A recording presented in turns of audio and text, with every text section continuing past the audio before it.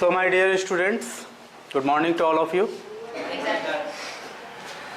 तो आज हम लोग साइंटिस्ट ऑफ इंडिया, भारत के वैज्ञानिक के बारे में कुछ जानेंगे। आज साल का पहला दिन है, 2 जनवरी है आज, यानी कि आपके स्कूल में साल का पहला दिन है। कल तो हॉलीडे था। तो यहाँ ढेर सारे साइंटिस्ट्स का पिक्चर है, ठीक है, पोर्ट्रेट है। सबसे पहले हैं होमी जहांगीर भाभा, फिर डॉक्टर सीवी रमन। होमी जहांगीर भाभा महाराष्ट्र से थे, doctor C V Raman Tamil Nadu, doctor Jagdish Chandra Bose Bengal, doctor Hargobind Khorana Punjab, doctor Prafulla Chandra Ray Bengal, sir M Visvesvaraya Karnataka, professor Birbal Sahni Punjab, doctor D N Wadia Punjab, Srinivasa Ramanujan, अभी हाल ही में हमने मैथमेटिक्स डे मनाया था, professor K R Ramanathan Kerala, doctor Meghnad Saha Bengal, professor Satyendra Nath Bose Bengal, doctor Shanti Swarup Bhatnagar Punjab, doctor Salim Ali Maharashtra, ठीक है, doctor G N Ramachandran Kerala,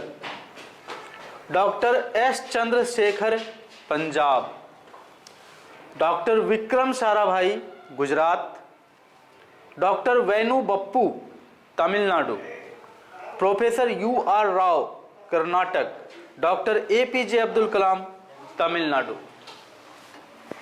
ये जो भी कुछ मैंने नाम लिए हैं अभी,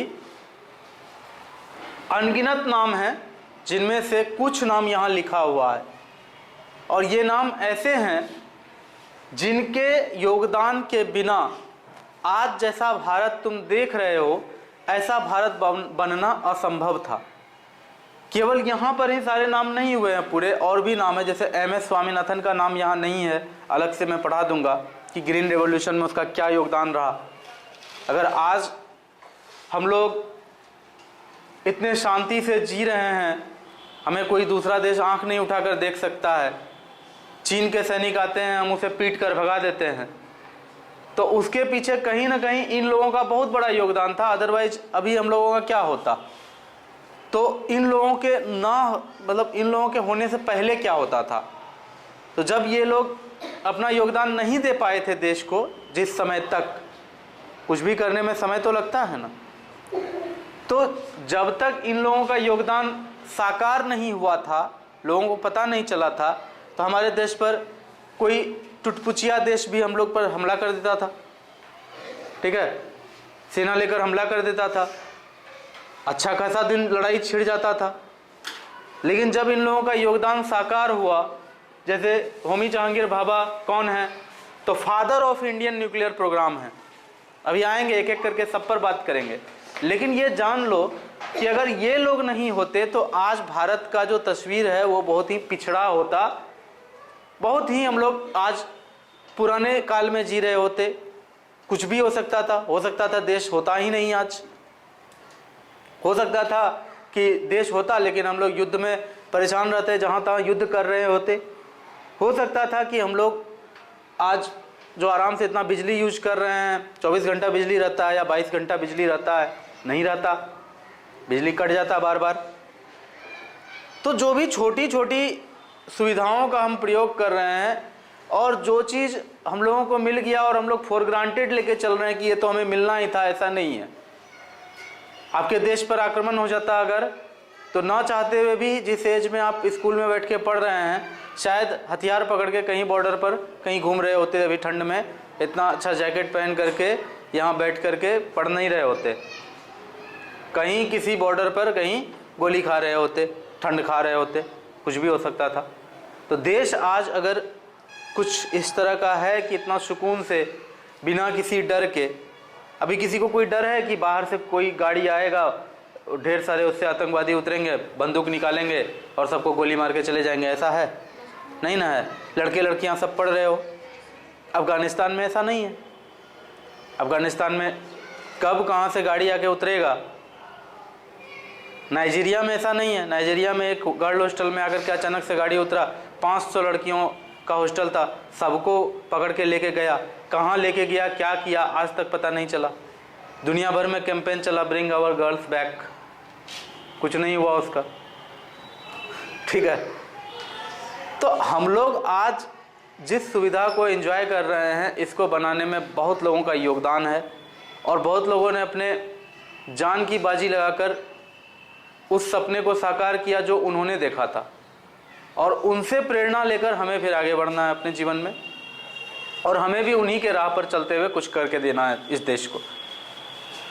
शुरू करते हैं डॉक्टर होमी जहांगीर भाभा से। तो होमी जहांगीर भाभा इनका पूरा नाम है। 30 अक्टूबर 1909 के दिन इनका जन्म हुआ था। इनका जन्म महाराष्ट्र बॉम्बे प्रेसिडेंसी में, यानी मुंबई में हुआ था। आज जो मुंबई है उस समय बॉम्बे था 1909 में। तो 30 अक्टूबर 1909 में इनका जन्म हुआ था।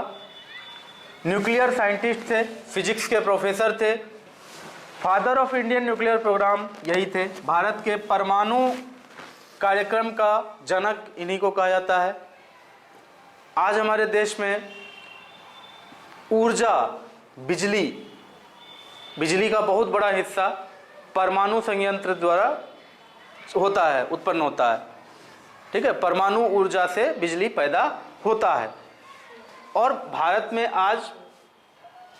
आज एक परमाणु शक्ति बन चुका है, यानी हम लोग के पास न्यूक्लियर बॉम्ब का पावर भी है।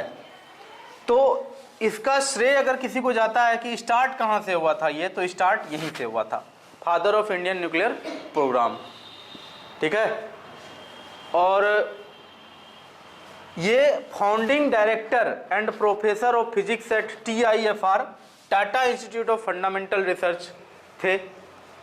इन्होंने Tata Institute of Fundamental Research की स्थापना भी की थी, फाउंडिंग डायरेक्टर थे। एक इंस्टीट्यूट को स्थापना करने में बहुत सारे लोगों का योगदान होता है। ठीक है, तो उसमें से एक ये भी थे, और प्रोफेसर भी रहे वहाँ पर फिजिक्स का TIFR में, Tata Institute of Fundamental research में। आज भी देश का सबसे सुप्रीम अगर संस्थान का नाम लिया जाए कि सबसे सुप्रीम संस्थान जो देश के लिए दिन रात काम करते रहता है, जो जिससे देश समृद्ध है न्यूक्लियर क्षेत्र में कम से कम, तो वो है Tata Institute of Fundamental research.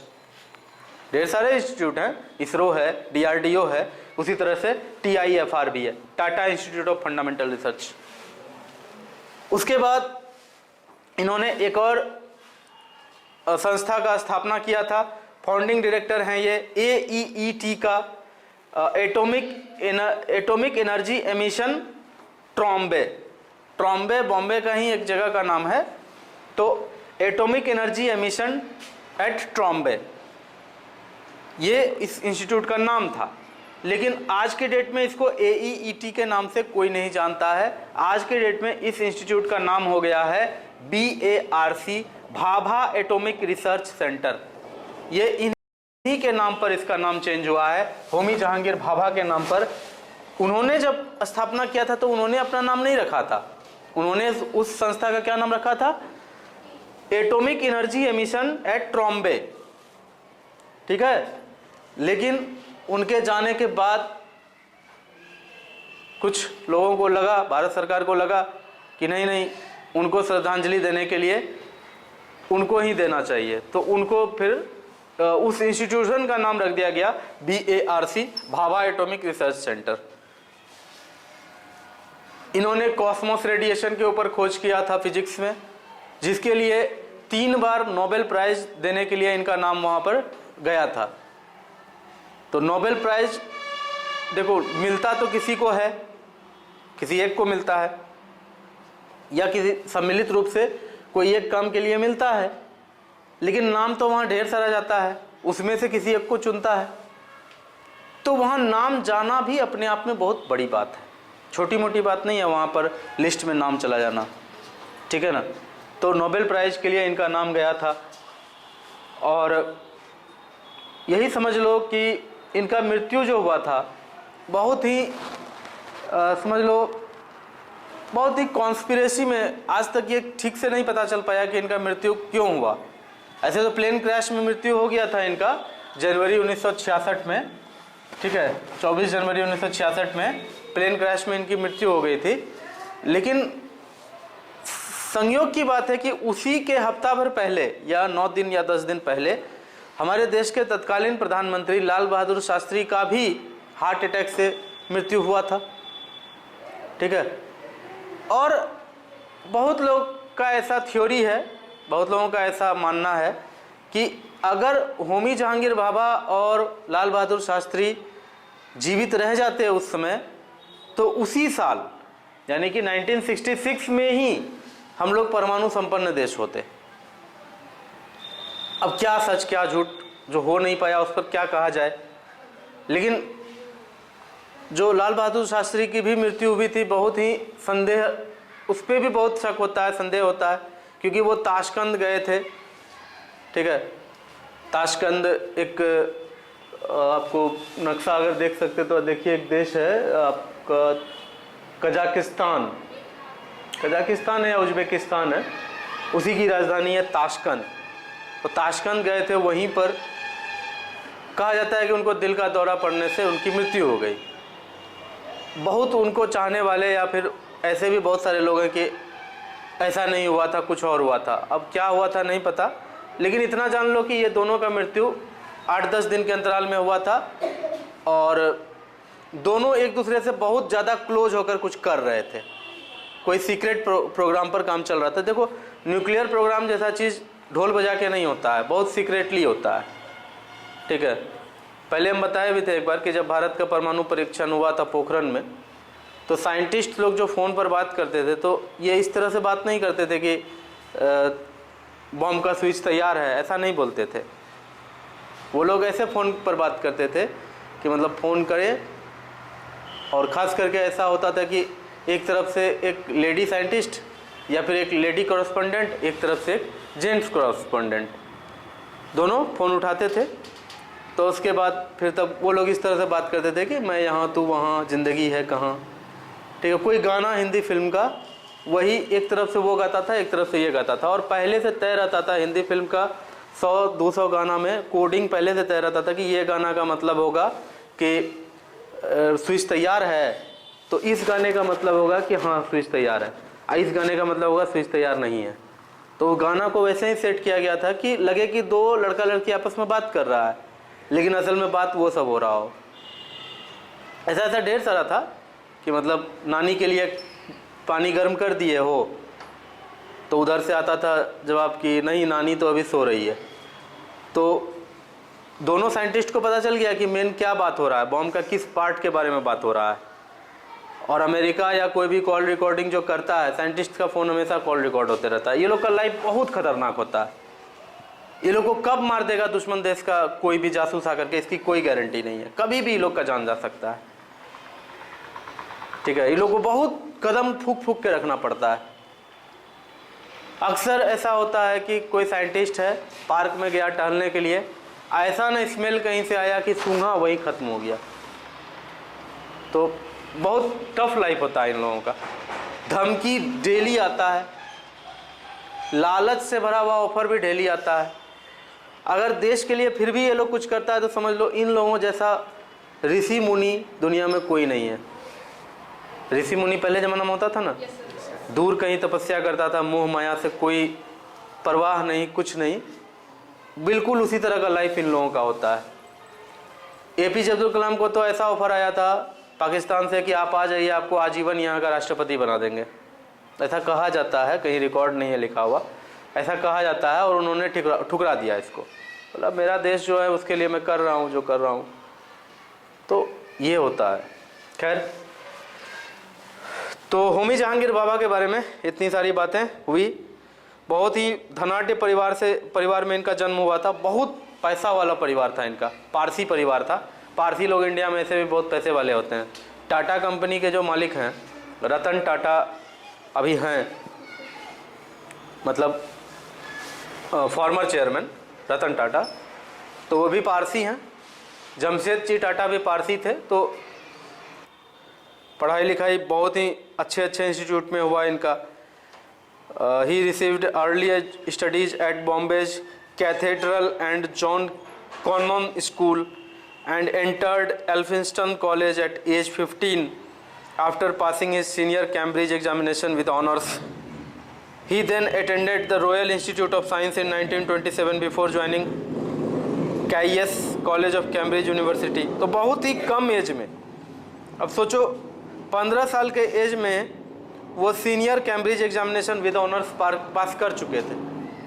ठीक है, तुम लोग 15 साल का एज में यहीं हाई स्कूल में, क्या कहते हैं, मिडिल स्कूल में अभी लटक रहे हो। तो समझ में आ रही है बात कि उतना धनाढ़ परिवार के होने के बावजूद, उतना सुख सुविधा होने के बावजूद पढ़ाई लिखाई में भी इनका बहुत ज़्यादा दिमाग चलता था, है ना। तो विलक्षण प्रतिभा के व्यक्ति थे। और डिटेल में भी बात करेंगे किसी दिन, लेकिन आज हमें सबके बारे में बात करना है, तो इनका यहाँ पर अभी बात यहीं ड्रॉप होता है। ठीक है, इनके बारे में आगे कभी फिर बात करेंगे।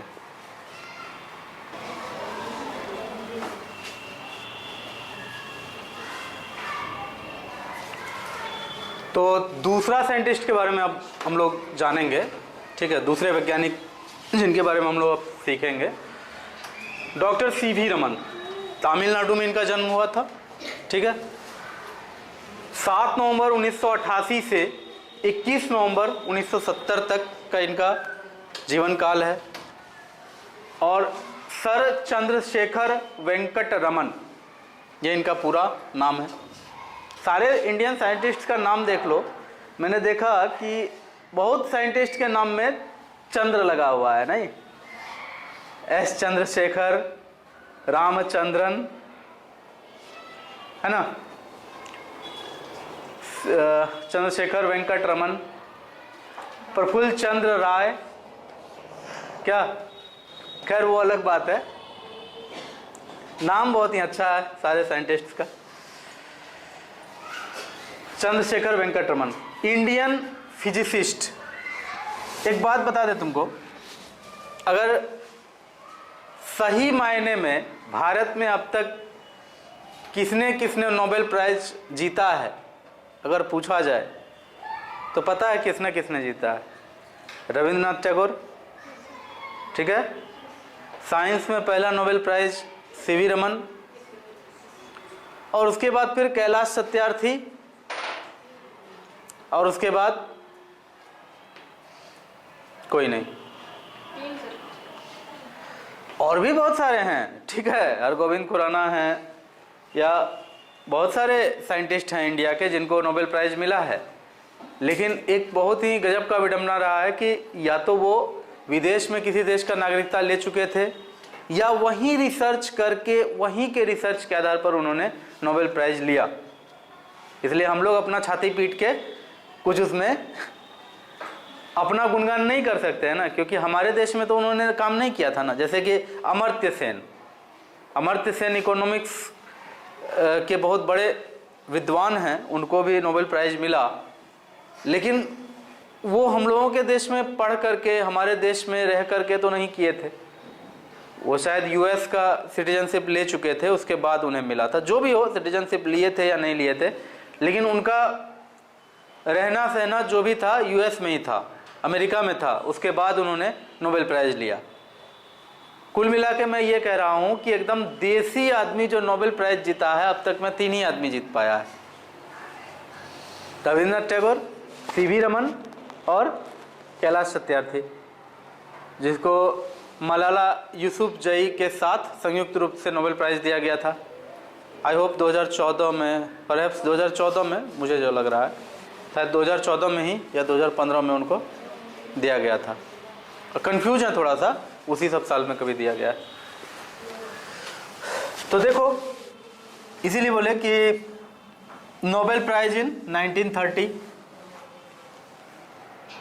यानी कि 42 साल के एज में, 1888 में उनका जन्म हुआ है, 1930 में उनको नोबेल प्राइज मिला है। नोबेल प्राइज क्यों मिला था? तो his work in the field of light scattering. अच्छा एक बात बताओ, समुद्र कैसा दिखता है? नीला दिखता है। नीला क्यों दिखता है?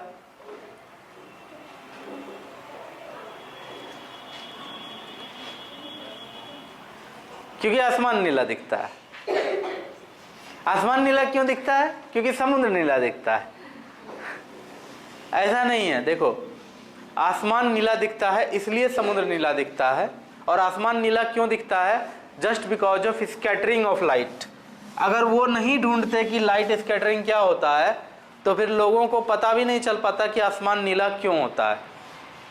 ठीक है, अभी नहीं समझा सकते हैं तुम लोगों को, 7-8 के बच्चों को क्या समझा पाऊंगा कि स्कैटरिंग ऑफ लाइट होता क्या है। बस इतना जान लो कि लाइट जो होता है ना वो बहुत ही छोटा छोटा तरंग के रूप में आता है। बहुत ही छोटा छोटा तरंग दैर्ध्य का तरंग के रूप में आता है। अब इसमें फिर वही तुम लोग को कन्फ्यूजन हो जाएगा, सर तरंग दैर्ध्य क्या होता है? तो कभी सेपरेट क्लास इसके ऊपर ले लेंगे। फिलहाल यही जानो कि हवा में ढेर सारा डस्ट पार्टिकल होता है, धूल के कण होते हैं, पानी का भाप का कण होता है, वाटर वेपर का कुछ पार्टिकल होता है, ढेर सारा पार्टिकल होता है जो सस्पेंडेड होता है, हवा में कहीं लटका हुआ होता है। तो जब सूर्य का किरण आता है ना, प्रकाश आता है तो उससे टकराता है और वो क्या करता है, सूर्य का प्रकाश से अच्छा खासा उसका भाग को अवशोषित कर लेता है, चूस लेता है, अब्जॉर्ब कर लेता है। और एब्जॉर्ब करने के बाद मैक्सिमम पार्ट को एब्जॉर्ब करने के बाद जो एब्जॉर्ब नहीं कर पाता है उसको वो जिधर तिधर जहाँ तहाँ विस्तारित करता है। तो उसी को कहा जाता है स्कैटरिंग ऑफ लाइट। ठीक है, प्रकाश का प्रकीर्णन होता है शायद हिंदी, अब क्या होता है हिंदी अभी याद नहीं आ रहा है। तो उसी को स्कैटरिंग ऑफ लाइट कहा जाता है। तो होता क्या है कि उस हाइट पर जो भी गैस मॉलिक्यूल होता है, ऑक्सीजन, नाइट्रोजन, जो भी होता है वहाँ पर सबसे ऊपर पे वो सूर्य का किरण आया, उसका अच्छा खासा लाइट को, सूर्य का किरण 7 रंगों से मिलके बना है, तो उसमें अच्छा खासा एब्जॉर्ब कर लिया। और जो वो छोड़ता है एब्जॉर्ब करने के बाद, जो वो छोड़ पाता है वो ज़्यादातर नीला रंग को छोड़ता है, इसीलिए हम लोग को आसमान नीला दिखता है। लेकिन इसका मतलब ये नहीं है कि यही एकदम परफेक्ट वही कारण है। अभी बहुत कुछ नहीं बता सकते हैं तुमको। 99% प्रकाश किरण जो होता है वो तो सीधे चले आता है यहाँ तक, ठीक है ना। अगर वही होता तब तो सब कुछ नीला ही नीला दिखता दुनिया में, ठीक है ना। 99% प्रकाश किरण आ जाता है। 1% प्रकाश किरण के साथ ये चीज़ होता है कि वहाँ पर जो एयर मॉलिक्यूल है या डस्ट पार्टिकल है या वाटर वेपर है वो उसको एब्जॉर्ब कर लेता है। अब साइंटिस्ट के बारे में पढ़ रहे हो, साइंस नहीं जानोगे थोड़ा सा तो क्या फ़ायदा तब साइंटिस्ट के बारे में पढ़ने का, क्या? तो साइंस जानते हुए साइंटिस्ट के बारे में पढ़ना चाहिए ना, इसीलिए अब कह रहे हैं इतना। तो जो भी धूल का कण है, वायु का अणु है, परमाणु है, वो क्या करता है, उससे प्रकाश के ऊर्जा को अवशोषित करता है। तो ऊर्जा अवशोषित करने में प्रकाश में 7 रंग होता है। तो जिस रंग का ऊर्जा को वो अवशोषित कर पाता है कर लेता है, जो नहीं कर पाता है वो इधर उधर बिखेर देता है। तो इधर उधर बिखेरना को ही कहा जाता है स्कैटरिंग। तो वही स्कैटरिंग ऑफ लाइट। तो वो जो अणु परमाणु होता है वो मैक्सिमम ब्लू रंग का ही लाइट को इधर उधर बिखेरता है। इसलिए हम लोगों को इसलिए हम लोगों को आकाश नीला दिखता है। और आकाश नीला है इसलिए उसका प्रतिबिंब समुद्र में नीला बन जाता है, इसलिए समुद्र भी नीला लगता है, ठीक है। तो इसका लाइट स्कैटरिंग का बहुत ज़्यादा यूज है फिजिक्स के अलग अलग ब्रांच में। इसके बिना फिजिक्स का बहुत सारा चीज़ का आविष्कार हो ही नहीं पाता। आज के डेट में जो भी तुम कंप्यूटर यूज कर रहे हो, स्मार्ट वॉच यूज करते हो, कुछ भी इस तरह का यूज करते हो, इसमें स्कैटरिंग ऑफ लाइट का बहुत बड़ा योगदान है। फिजिक्स का बहुत सारा कंसेप्ट है जो बिना स्कैटरिंग ऑफ लाइट के प्रयोग किए हुए सिद्ध ही नहीं हो पाता, ठीक है। तो इसीलिए बहुत बड़ा योगदान है। और यही कारण है कि नोबेल प्राइज जैसा बड़ा प्राइज उनको 1930 में दिया गया था इसी खोज के कारण। सबसे बड़ी बात तो ये थी कि आसमान नीला क्यों दिखता है, ये दुनिया में हर आदमी का एक बहुत बड़ा उत्सुकता भरा क्वेश्चन था, जिसका आंसर किसी को भी पता नहीं था, जो इन्होंने खोज लिया, ठीक है। तो एपीजे अब्दुल कलाम इनके बारे में कहते हैं कि when CV Raman was flying on his plane he saw that the ocean is blue and at the horizon the sky is also blue and he then started his work and then he succeed and he found the scattering of light theory। तो उनका ये कहना था, असल में किया भी CV Raman ने यही था। ओके तो इसमें तीसरा जो नाम है अपना, जगदीश चंद्र बोस, हिंदी में कहीं कहीं जगदीश चंद्र बसु भी सुनोगे। ये नाम ऐसा है जिनके लिए अगर सिर्फ शॉर्ट में लिखा जाए कि इन्होंने क्या क्या किया, शॉर्ट में अगर लिखूंगा तो इस बोर्ड को शायद 100 बार मिटाना पड़ जाए, अगर सिर्फ शॉर्ट में पॉइंट बाय पॉइंट सिर्फ लिखना पड़ जाए इनके ऊपर। सबसे बड़ी बात तो ये जान लो कि देखो किस टाइम में इनका जन्म हुआ है, कुछ अंदाजा लगाओ। 30 नवंबर 1858। देश का हालत तभी सोचो क्या था, लोग कैसी कैसी बातें कर रहे होंगे उस समय। अंग्रेज बहुत खराब है, 1858 का विद्रोह, 1857 का विद्रोह हुआ होगा उस समय, अंग्रेज और भारत का टसल होगा। उस समय इनका जन्म होना, एक है ना उक्ति है ना एक, कि हजारों साल नरगिस अपनी बेनूरी पर रोती है, तब जाकर होता है चमन में दीदावर पैदा। तो कुछ वैसा ही बात यहाँ था। जगदीश चंद्र बोस, ये उनका पिक्चर है, ठीक है।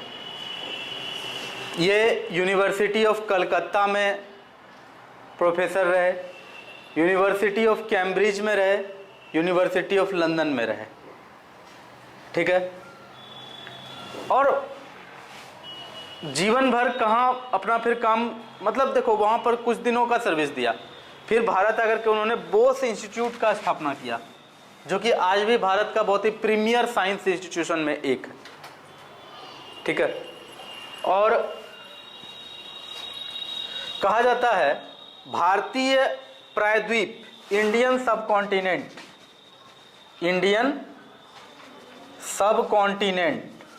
जिसमें कौन कौन देश आ जाएगा, भारत, बांग्लादेश, नेपाल, पाकिस्तान, ठीक है, मालदीव, श्रीलंका, ये सब इंडियन सब कॉन्टिनेंट में माना जाता है। इन सारे देशों में एक्सपेरिमेंटल साइंस का जनक इन्हीं को कहा जाता है। इससे पहले क्या होता था कि साइंस को, जैसे तुम लोग का हिंदी का किताब होता है कहानी के जैसा, उसी तरह साइंस को पढ़ा जाता था। कोई फॉर्मूला नहीं, कोई एक्सपेरिमेंट नहीं, कुछ नहीं। एक्सपेरिमेंट के द्वारा साइंस पढ़ने का श्रेय, अगर शुरुआत करने का श्रेय किसी को जाता है तो वो हैं जगदीश चंद्र बसु। इनका विद्वता तो देखो, बायोलॉजिस्ट थे, फिजिसिस्ट थे, बॉटनिस्ट थे, यहाँ लिखा हुआ नहीं है, इकोनॉमिस्ट भी वो बहुत बड़े थे, इकोनॉमिस्ट, इकोनॉमिक्स की जो पढ़ाई होती है, और राइटर थे, लेखक थे, कहानी लिखते थे, साइंस फिक्शन का कहानी, इनका साइंस फिक्शन का कहानी आती। कुछ कहानी ऐसे होते हैं ना जिसमें कि साइंस का कुछ आविष्कार के बारे में बात होता है, कुछ कल्पना होता है। टाइम मशीन बहुत ही लोकप्रिय चर्चित एक नॉवेल है जो कि साइंस फिक्शन के आधारित पे है। तो फिक्शन का मतलब होता है काल्पनिक कथा, साइंस फिक्शन का मतलब ऐसा काल्पनिक कथा जो कि साइंस पर आधारित हो, ठीक है। ऐसा फिल्म ढेर सारा बनता है जिसमें कि टाइम मशीन से हीरो पुराने समय में चला जाता है, फिर कभी आने वाले समय में चला जाता है, वो सब साइंस फिक्शन के अंदर माना जाएगा। जगदीश चंद्र बसु उस टाइम में साइंस फिक्शन लिखा करते थे। टाइम तो देखो, आज से 125 साल पहले नहीं, आज से 125 साल पहले वो जितना सोच रहे थे, कर रहे थे, आज अगर 2022 में भी हम लोग अगर इनके बराबर भी जान जाए ना, 2023 आज हो गया है, 2023 में इनके बराबर भी अगर जान जाएं तो बहुत अच्छा करियर के साथ अपना लाइफ बिता लेंगे। इन्होंने क्रेस्कोग्राफ नामक यंत्र का आविष्कार किया। इसका काम होता है प्लांट का ग्रोथ को स्टडी करना, प्लांट कितना ग्रो किया, कहाँ कहाँ से ग्रो किया, प्लांट का सेल कितना बढ़ा, ये सब क्रेस्कोग्राफ में तय होता है। और जगदीश चंद्र बसु ने ही ये बात साबित किया था कि जो प्लांट्स होते हैं उसमें भी फीलिंग होता है, ठीक है, फीलिंग होता है, भावनाएं होती है, म्यूजिक को एंजॉय करता है, ठीक है। ये सब उन्होंने वाया साइंस प्रूव किया था, यही क्रेस्कोग्राफ की मदद से, ठीक है। और जगदीश चंद्र बसु बहुत ही गजब के सितार वादक थे, बहुत बड़े म्यूजिशियन। इन्होंने राग का सिर्फ अध्ययन ही नहीं किया था, राग होता है ना, जैसे राग भैरवी होता है, जैसे ढेर सारा राग होता है, राग भोपाली, राग भैरवी, ठीक है। तो इन्होंने रागों का अध्ययन ही नहीं किया था, बल्कि ये कुछ राग ऐसे हैं जो इन्होंने खुद से बनाए थे, खुद इसे इन्होंने कंपोज किया, और शास्त्रीय संगीत में आज उसे पढ़ा जाता है, ठीक है। और मजे की बात यह है कि इस लिस्ट में प्रोफेसर सत्येंद्र नाथ बोस, डॉक्टर मेघनाथ साहा, ठीक है, ये दोनों यहाँ हैं। और एक है पीसी महालनोबिस। भारत जब आज़ाद हुआ था तो भारत का अर्थव्यवस्था कैसे चलेगा, तो जवाहरलाल नेहरू को आर्थिक मामले में सलाह देने वाला एक ही वैज्ञानिक था, वो था P C Mahalanobis. P C Mahalanobis, doctor Meghnad Saha, professor Satyendra Nath Bose, ये तीनों इसी का चेला था, जगदीश चंद्र बसु का। इसलिए बोले कि अगर सिर्फ मेन काम भी अगर लिखना चाहे ना बोर्ड पर, तो 100 बार मिटाना पड़ जाए, ठीक है। तो अभी सबके बारे में बात करना है, इसलिए इतना सारा बात किए। और हाँ, इन्होंने क्या खोज किया था, और एक investigation of radio microwave optics, यही तो मेन बात बताना भूल ही गए। इतना काम किए हैं कि इनका मेन काम भी भूल गए।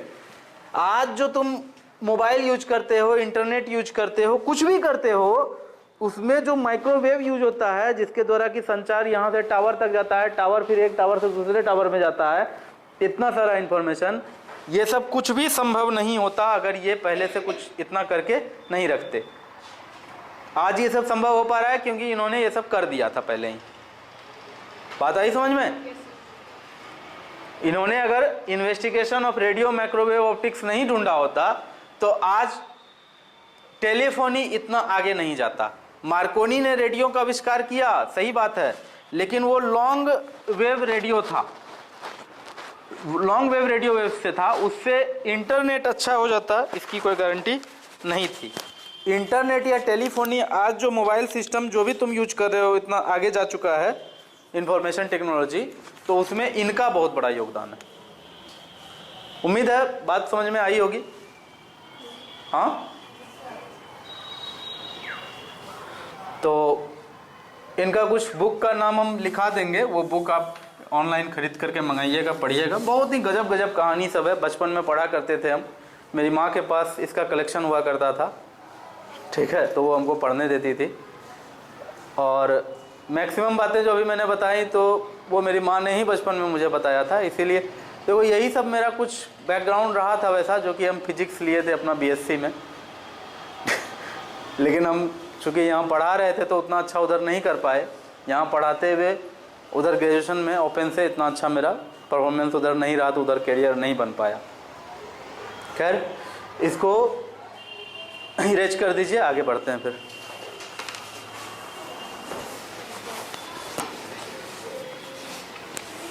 नेक्स्ट इंडियन साइंटिस्ट और the next great Indian scientist में नाम है डॉक्टर हरगोविंद खुराना, पंजाब से थे।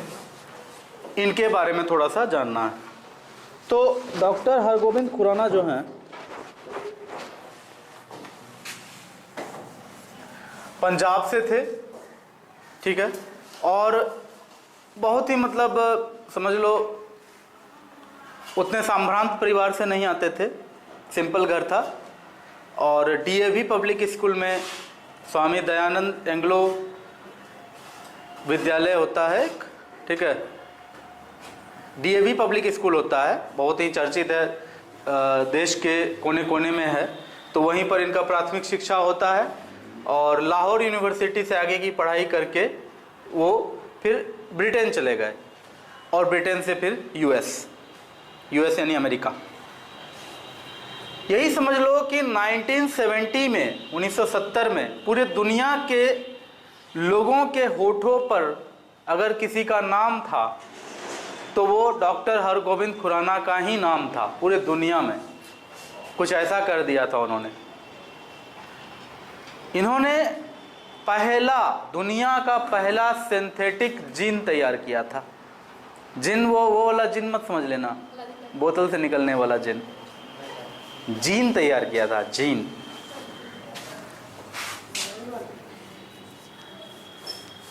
देखो हमारे सेल में डीएनए और आरएनए होता है, ठीक है, और उसमें क्या होता है कि उसमें न्यूक्लिक एसिड होता है, न्यूक्लियोटाइड होता है, जिसमें हमारा सेल का सारा इन्फॉर्मेशन होता है कि प्रोटीन कैसे बनेगा सेल में, प्रोटीन का सिक्रेशन कैसे होगा, ये सारी बातें उसके अंदर होती है।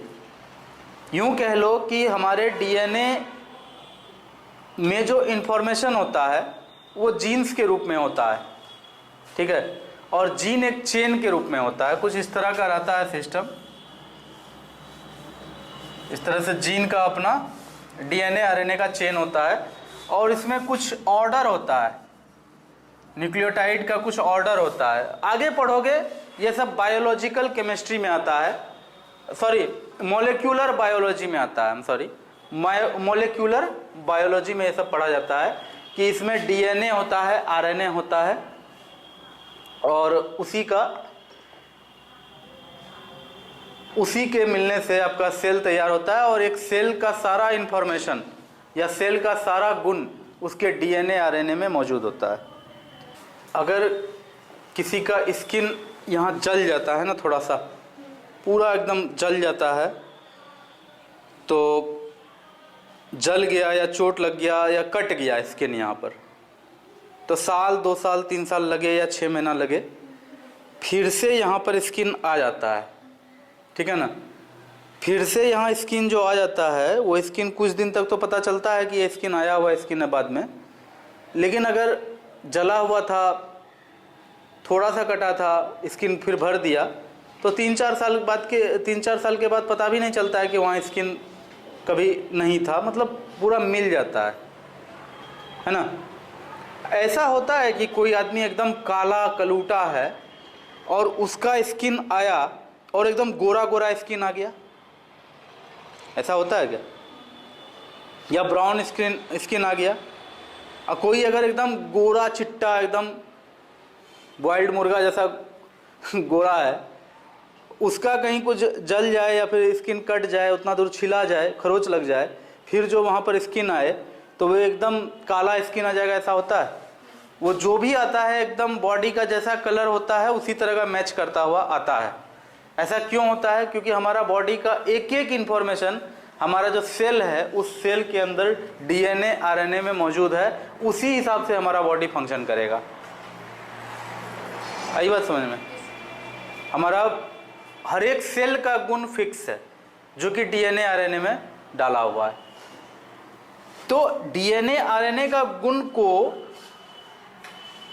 सबसे पहले जो जीन का जो ऑर्डर है, होता क्या है कि जीन्स का ऑर्डर होता है, क्रम होता है, उसी के आधार पे वो गुण होता है किसी भी मनुष्य के भीतर, ठीक है ना। तो उसी आधार पर किसी भी सेल का अपना प्रॉपर्टी होता है, उसी आधार पे सेल प्रोटीन को सिंथेसाइज करता है, उसी आधार पे तय होता है कि बॉडी का स्किन का कलर कैसा है, स्किन कैसा है, बाल कैसा है, ठीक है, आंखें कैसी हैं, बीमारी कौन कौन होगा बॉडी में, जेनेटिक बीमारी कौन कौन बीमारी नहीं होगा, ये सब कुछ इसमें तय हो जाता है। तो Hargobind Khorana was the first scientist to discover this order of gene synchronisation. Gene का जो अपना ऑर्डर होता है, क्रम होता है, उसको हरगोविंद खुराना ने सबसे पहले ढूंढा था। इसलिए 1970s में अगर पूरे विश्व में सबसे ज़्यादा किसी का नाम था साइंटिस्ट के रूप में तो वो हरगोविंद खुराना का था। तभी तो लोग ऐसा कयास लगा रहा था कि अब जो है ना,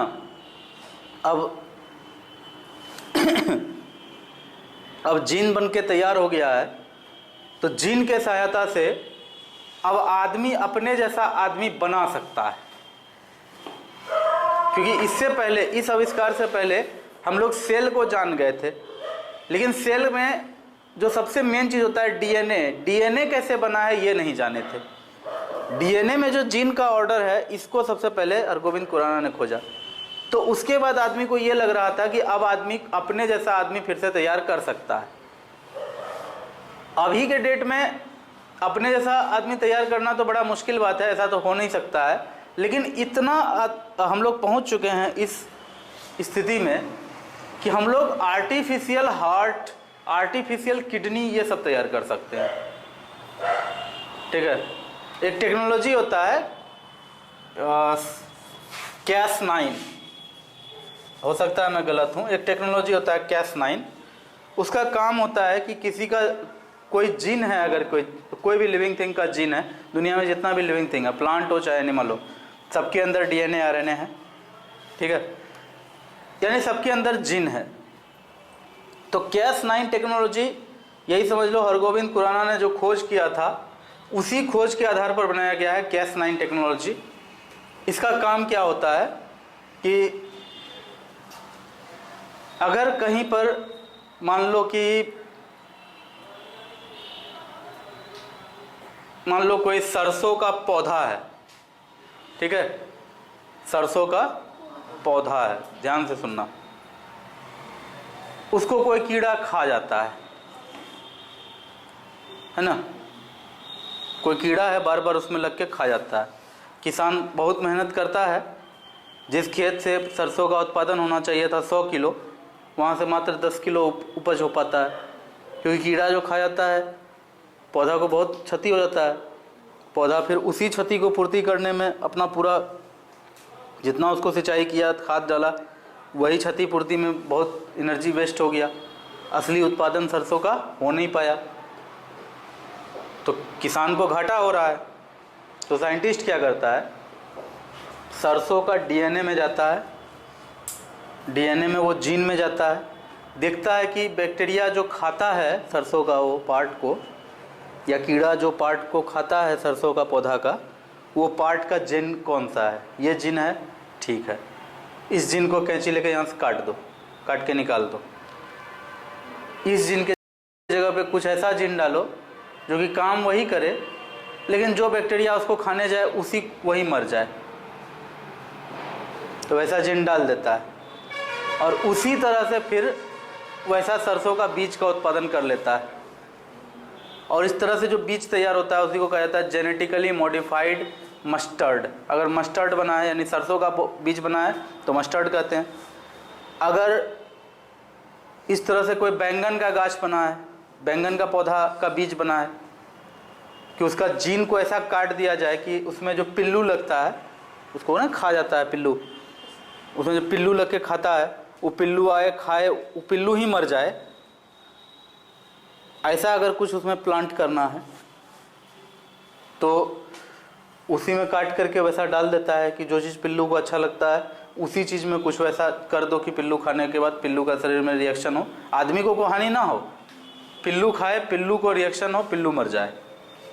ठीक है, जैसे होता है ना कि बहुत चीज़, बहुत सारा केमिकल है जो कि आदमी खाता है लेकिन दूसरा जीव उसको नहीं खा पाएगा, मर जाएगा, होता है ना ऐसा। तो उसी तरह का कुछ कर दिया जाए तो वही किया जाता है।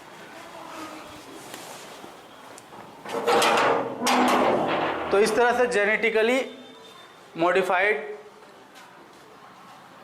कुछ पौधे तैयार होते हैं, बीज तैयार होते हैं, और ये सब कुछ आता है जीन एडिटिंग या जीन इंजीनियरिंग कहा जाता है इसको, जेनेटिक इंजीनियरिंग, जेनेटिक इंजीनियरिंग कहा जाता है इसको। और बहुत ही अभी समझ लो वर्ल्ड का बहुत बड़ा साइंस है ये, बहुत नाम है इसमें और बहुत बड़ा इंडस्ट्री भी है।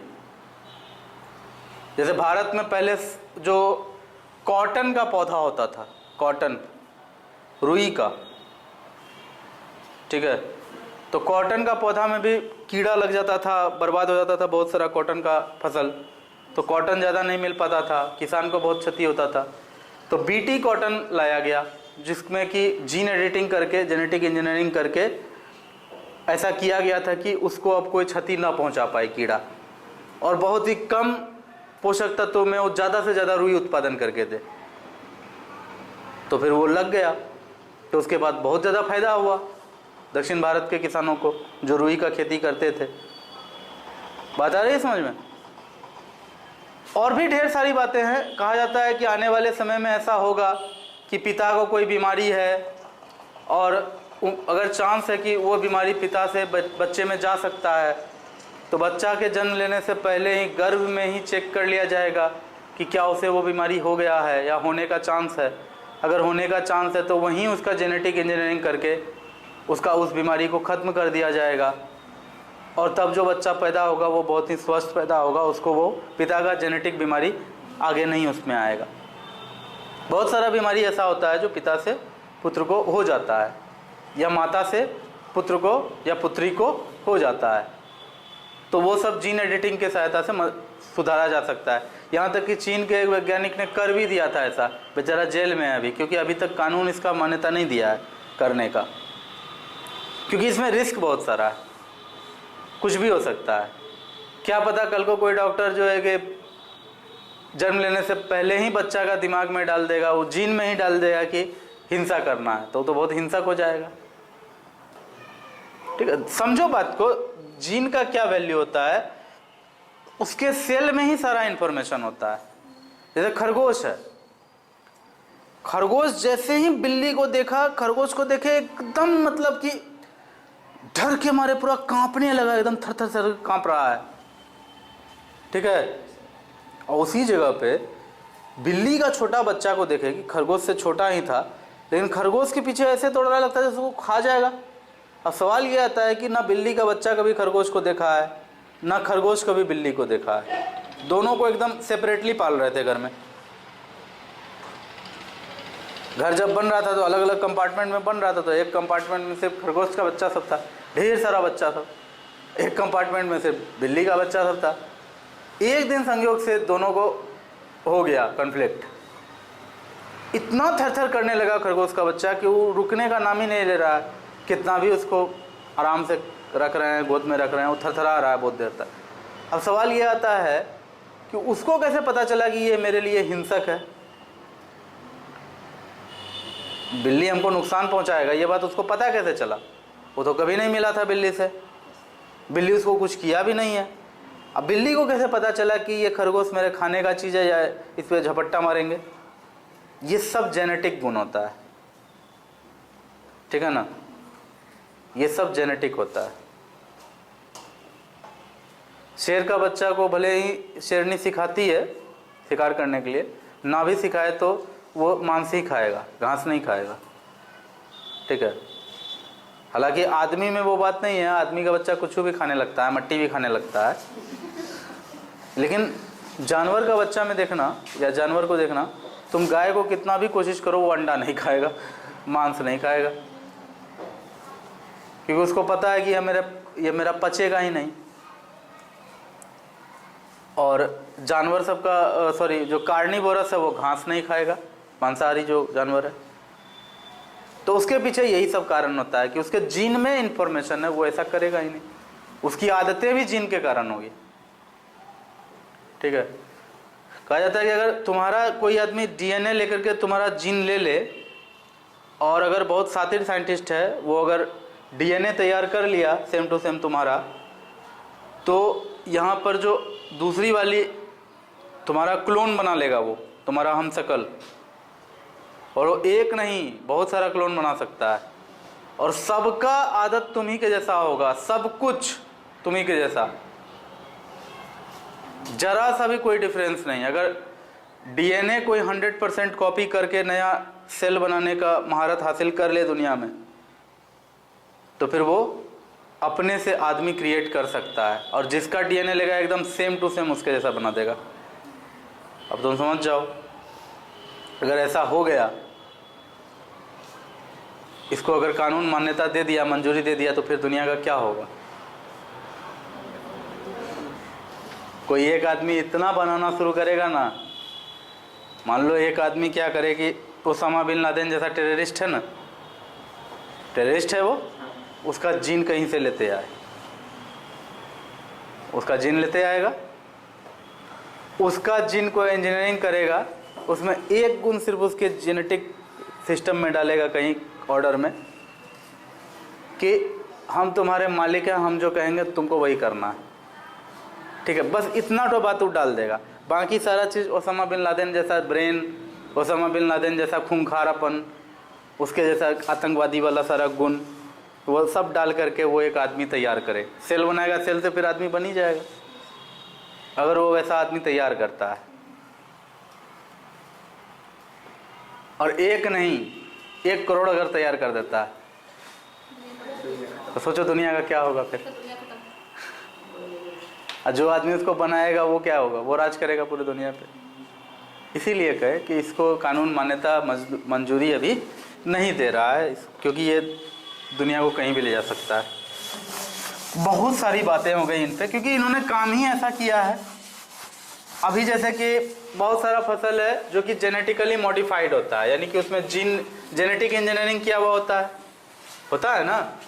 तो जो कंपनी वो करती है, जो कंपनी जेनेटिक मॉडिफिकेशन करती है Cas9 टेक्नोलॉजी से या फिर और भी टेक्नोलॉजी होता है उसके द्वारा करती है, तो जो भी करती है ना, वो एक बार जो बीज बनाती है वही बीज आप एक बार ही यूज कर सकते हैं। उस बीज को, एक बीज अगर एक बार वो बना करके मार्केट में उतारी, एक पैकेट, एक तो दाम बहुत ज़्यादा होता है, किसान खरीद करके लगाया, उसमें जो फिर बीज आया वो फिर अगले बार लगा करके फसल नहीं होगा, उसको फिर से बीज खरीदना होगा उस कंपनी से, और कंपनी मनमाना दाम पे बेचती है।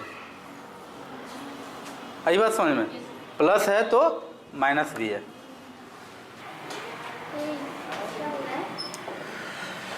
ओके, तो नेक्स्ट जो ग्रेट साइंटिस्ट ऑफ इंडिया हैं वो है हमारे डॉक्टर प्रफुल्ल चंद्र रॉय। ठीक है, बहुत ही इम्पोर्टेंट हो जाता है इनका नाम, क्योंकि इनके बारे में भी जान लो कि प्रेसिडेंसी कॉलेज कलकत्ता में ये पढ़ाते थे। ठीक है, राजा बाजार साइंस कॉलेज भी कहा जाता है उसको। और उस कॉलेज में ये ऑर्गेनिक केमिस्ट्री और इनऑर्गेनिक केमिस्ट्री के बहुत बड़े विद्वान थे।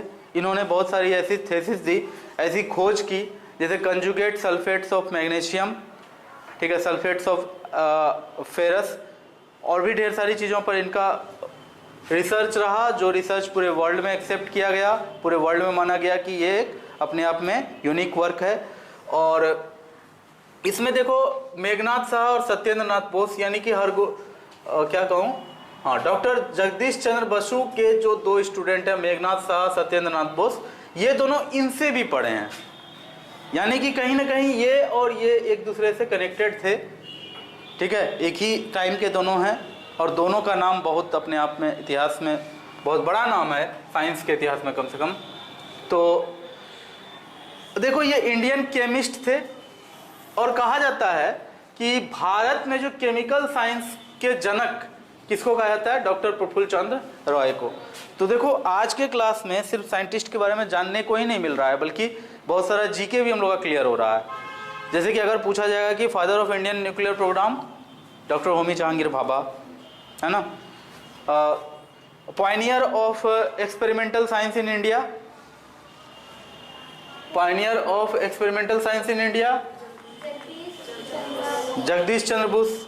सिर्फ इंडियन साइंस ही नहीं, ये सिर्फ इंडिया में ही नहीं, इंडियन सब कॉन्टिनेंट में माना जाता है कि इनका योगदान रहा है ना। क्रेस्कोग्राफ का खोज किसने किया, जगदीश चंद्र बसु। डॉक्टर प्रफुल्ल चंद्र राय के बारे में बताया आपको मैंने कि ये दोनों इनके स्टूडेंट थे। अब समझ जाओ कितने महान ये शिक्षक रहे होंगे कि 2 साइंटिस्ट, और वो इंडिया के ग्रेट साइंटिस्ट में दोनों का नाम आता है।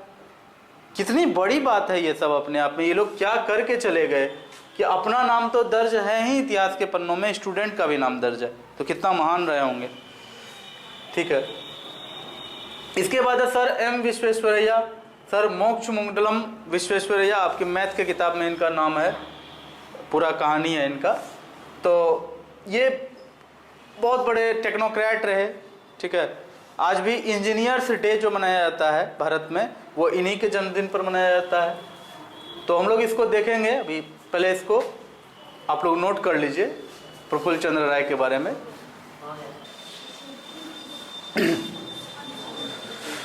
ओके, तो next great scientist of India में हम लोग पढ़ेंगे एम विश्वेश्वरैया के बारे में, मोक्षगुंडम विश्वेश्वरैया। इनका जन्मदिन जो है 15 सितंबर, इनका जन्म हुआ था 15 सितंबर कहीं किसी बुक में 1860 मिलता है, किसी बुक में 1861 मिलता है, लेकिन समझ के चलो उन्हीं 1 साल 2 साल का अंतर, कोई ख़ास अंतर नहीं हुआ इन लोगों के। पहले ज़माने में उतना रिकॉर्ड भी कौन रखता था जन्म होने का, ठीक है। तो 1861 से 1962 तक यानी 102 ईयर्स का सफ़र इनका रहा, और इस छोटे से सफ़र में इन्होंने जितना कुछ करके दिया वो भी इस बोर्ड पे तो कम से कम नहीं लिखा जा सकता। इंडिया में, ब्रिटेन में और ब्रिटेन के बहुत सारे कॉलोनी यानी उपनिवेश, क्या कहा जाता है उसको, उपनिवेश कॉलोनी को, अब ठीक है जो भी कहा जाता हो, यानी कि जहाँ जहाँ ब्रिटेन का साम्राज्य फैला हुआ था, तो वहाँ पर देखो ये सिविल इंजीनियर थे। तो सिविल इंजीनियर का काम होता है मकान बनाना, पुल बनाना, डैम बनाना। डैम समझते हो, बांध। और बांध बनाना इतना आसान काम नहीं होता है, बहुत मुश्किल काम होता है। नदी के बहाव को बहुत अच्छे से स्टडी करना पड़ता है कि नदी का बहाव किस तरह का है, ऊपर कैसा धार है, नदी के तल में कैसा धार है, कैसा डैम बनाएंगे जो कि सक्सेस हो जाएगा, टूटेगा नहीं। और डैम कोई 10 साल 15 साल के लिए, 100 साल के लिए नहीं बनता है। जब भी डैम बनता है मान के चला जाता है कि ये हमेशा के लिए बन गया, ठीक है ना। तो डैम बहुत विशाल एक स्ट्रक्चर होता है जो बीच नदी में बनाया जाता है, नदी का पानी को थामने के लिए, रोकने के लिए। नदी का पानी को एक जगह रोका जाता है, फिर उस डैम के बीच में फाटक बनाया जाता है, फ्लड गेट कहा जाता है उसको। तो फाटक जब खोला जाता है तो उससे पानी आता है, फाटक लगा दिया जाता है तो पानी नहीं आ पाता है, पानी उस तरफ जमा रहता है। अगर मान लो कोई नदी है बहुत तेज बहाव के साथ आता है, जैसे कोसी नदी, पहले ज़माने में उसे बिहार का शोक कहा जाता था, क्योंकि उसमें पानी अनकंट्रोल जैसे होता था हिमालय के कारण, तो वो पानी सीधे हम लोग के एरिया में आता था, इस बिहार में आता था, बिहार के खास करके अररिया किशनगंज ये सब क्षेत्र में, और पूरा क्षेत्र डुबा कर चला जाता था। फसल बर्बाद, लोगों के घर बर्बाद, सब कुछ बर्बाद। फिर तब जवाहरलाल नेहरू और बहुत सारे नेता नेपाल के सरकार से मिले, बहुत सारी बातें हुई, दोनों के बीच में एक समझौता हुआ, ठीक है एक बैराज बनेगा। तो यहाँ डैम नहीं है, बराज है। डैम तो बहुत बड़ा होता है, यहाँ बराज है छोटा सा, कोसी बराज बीरपुर में है ना। तो आप लोगों में से कुछ लोगों को एक बार ट्रिप में वहाँ ले भी गए थे दिखाने के लिए कि बराज क्या होता है। तो अपने आप में वो भी बहुत बड़ा एक सिविल इंजीनियरिंग का नमूना है। लेकिन यही जान लो कि बराज छोटा होता है, डैम बड़ा होता है। अब बराज तुम जाके देखना वो कितना बड़ा है, तब समझ में आएगा डैम कितना बड़ा होता होगा। और डैम को बनाना बहुत बड़ा काम है। एक डैम बना ले कोई इंजीनियर तो कहा जाता है कि वो इंजीनियर अमर हो गया। और विश्वेश्वरैया के नाम वर्ल्ड में पता नहीं कितने डैम होंगे। इंडिया में डेक्कन प्लेट्यू जो है आपका, दक्कन का पठार, दक्षिण भारत में दक्कन का पठार है। तो दक्कन का जो पठार है ना आपका, उसमें इरिगेशन सिस्टम यानी कहाँ बांध बनेगा, बांध से फिर नहर होकर के कैसे कैसे सारे एरिया में पानी पहुँचेगा। क्योंकि बांध बनाने का काम होता है नदी का पानी को एक जगह रोकना और फिर वहाँ से फाटक के द्वारा कंट्रोल्ड वे में पानी को निकालना और नहरों के द्वारा सारे गाँवों में पानी को अच्छे से पहुँचाना। क्योंकि अगर बाढ़ आता है तो वो एक ही बार आता है, कुछ एरिया में पूरा डुबा के चला जाता है, जो एरिया में पानी नहीं है वहाँ फसल पहले से सूख रहा है। तो उससे क्या होता है, दो तरफा क्षति होता है। कुछ फसल सूखा से खत्म हो जाता है, कुछ फसल बाढ़ से बह जाता है। अगर नहर बना करके हर गांव में पानी अच्छे से पहुंचा दिया जाए तो सबको ठीक से पानी मिल जाएगा। तो दक्कन का पठार के रीजन में, दक्षिण भारत में पूरा इरिगेशन सिस्टम का जो क्रेडिट अगर किसी एक आदमी को जाता है तो वो हैं एम विश्वेश्वरैया। तो मॉडर्न भारत को बनाने में इनका बहुत बड़ा हाथ है। इसीलिए इनका जो जन्मदिन है 15 सितंबर, इसको इंजीनियर्स डे के रूप में मनाया जाता है। इंजीनियर्स डे, इंजीनियर दिवस, ठीक है। इनको भारत रत्न दिया गया था 1955 में। ये इतने महान इंजीनियर थे कि इनको मैसूर का दीवान के रूप में ये पद संभाले थे। 19वां दीवान ये थे मैसूर के। दीवान मतलब होता है बहुत बड़ा पोस्ट होता है, स्टेट्समैन का पोस्ट है। मैसूर शहर तब कभी जाओगे मैसूर शहर तो बहुत ही अच्छा आर्किटेक्चर है वहाँ पर, सुंदर सुंदर भवन सब है और मकान का पूरा शहर का पूरा मकान का प्लानिंग बहुत ही अच्छा हुआ है, वो सबका क्रेडिट भी इन्हीं को जाता है। ठीक है, बॉम्बे का भी अच्छा खासा प्लानिंग इनके द्वारा हुआ था तो उसका भी क्रेडिट इनके नाम है। और बहुत सारे देश में, अलग अलग देश में, जैसे मिडल ईस्ट में कुछ कंट्री है, अफ्रीका में कुछ कंट्री है, वहाँ भी जाकर के इन्होंने बांध बना करके वहाँ का बाढ़ का संकट को दूर किया था, इरिगेशन सिस्टम को डेवलप किया था। इरिगेशन सिस्टम का मतलब होता है सिंचाई तंत्र, कहीं पानी रोक कर नदी का नहरों द्वारा हर खेत में पानी पहुँचाना, ये अपने आप में बहुत बड़ा काम है ना। तो इंजीनियर किस तरह से देश को अपना सेवा देते हैं, समझ में आई बात? ठीक है, तो ये लोग ऐसे हैं कि इनका कारनामा जान करके बहुत खुशी मिलता है कि ऐसे भी लोग होते थे दुनिया में। चलिए इसको इरेज करते हैं, इसके बाद नेक्स्ट पर ग्रेट साइंटिस्ट ऑफ इंडिया में हम लोग पढ़ने जा रहे हैं अब प्रोफेसर बीरबल साहनी के बारे में। ठीक है, बहुत ही रिनाउंड इनका नाम है, पैलियो बोटनिस्ट। पैलियो मतलब होता है प्राग, या यूं कह लो बहुत पुराना। जब ये पृथ्वी आज जैसा दिख रहा है, ठीक है, उस स्थिति में आ रहा था, उस समय का अध्ययन या उस समय को कहा जाता है पैलियो। यानी आज से करोड़ों साल पहले ये पृथ्वी 4.5 अरब साल पुराना है। ठीक है, और ये ब्रह्मांड 13.25 अरब साल पुराना।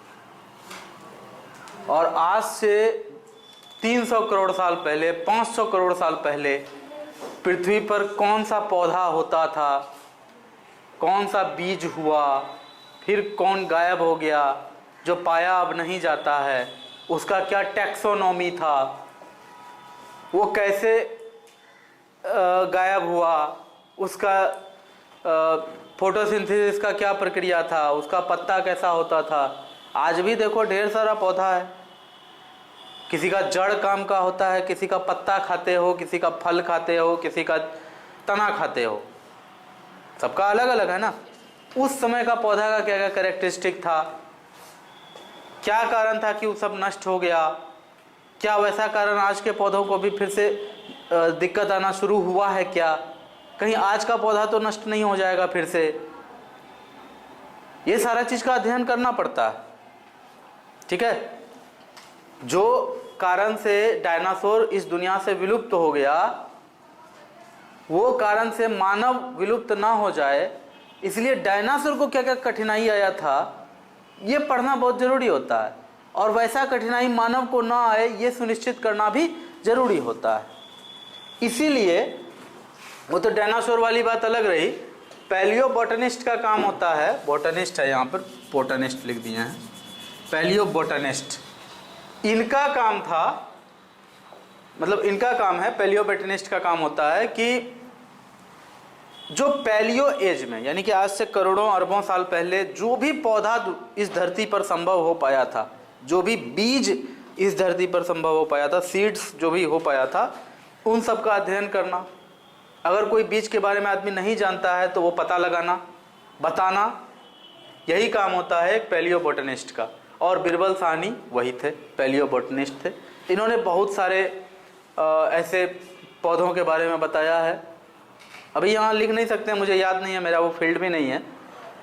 एक है राजमहल अनीस, अब इनका नाम याद आता है तो वो याद आ जाता है क्योंकि राजमहल हिल तो अपना यही छोटा नागपुर पठारी के पास है, और वहाँ पर इन्होंने कुछ ढूंढा था जो कि पूरे वर्ल्ड ने एक्सेप्ट किया था।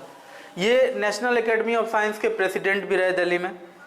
ठीक है, और दुनिया के अलग अलग कॉलेज में, प्रतिष्ठित कॉलेज में इनको ऑनररी मतलब ऑनररी सम्मान इनको हर जगह से दिया गया। ठीक है, जैसे स्टॉकहोम से इनको हेड ऑफ डिपार्टमेंट वहाँ का ऑनररी दिया गया। ऑनररी मतलब होता है सम्मान देना। अब जैसे कि सचिन तेंदुलकर एक क्रिकेटर हैं, है ना, सचिन तेंदुलकर एक क्रिकेटर हैं, लेकिन भारतीय वायुसेना उनको सम्मान दिए हुए, एक वायुसेना का ऑफिसर के बराबर का पद इनको दिया गया है ताकि वायुसेना से इनका एक कनेक्शन हो जाए। महेंद्र सिंह धोनी क्रिकेटर रहे, पूर्व क्रिकेटर रहे, फॉर्मर क्रिकेटर, है ना, और उनको इंडियन आर्मी का एक ऑफिसर का पद दिया गया था सिर्फ सम्मान के लिए, है ना। उसी तरह से बिरबल साहनी का काम को देखते हुए दुनिया के अलग अलग यूनिवर्सिटीज़ में, प्रतिष्ठित यूनिवर्सिटीज़ में इनको कुछ सम्मानजनक पद दिया गया था। ठीक है, समझ में आ गया बात? कोई दिक्कत नहीं ना? तो ठीक है, अब हम नेक्स्ट जो भी है वो कल करेंगे। ठीक है, आज अभी यहीं तक रखिए। Thank you.